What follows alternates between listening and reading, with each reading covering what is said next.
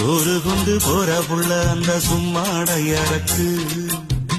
சோறு தண்ணி சாப்பிடல கொஞ்சம் ஊட்டி விடு எனக்கு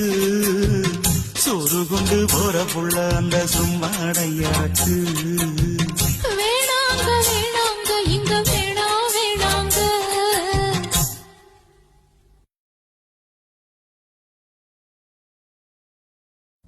ஆத்தங்கர ஓரத்துல ஒரு அத்தி மரம் இருக்கு அந்த அத்தி மர நிழலில்தான் சொத்து சுகம் இருக்கு ஆத்தங்கர ஓர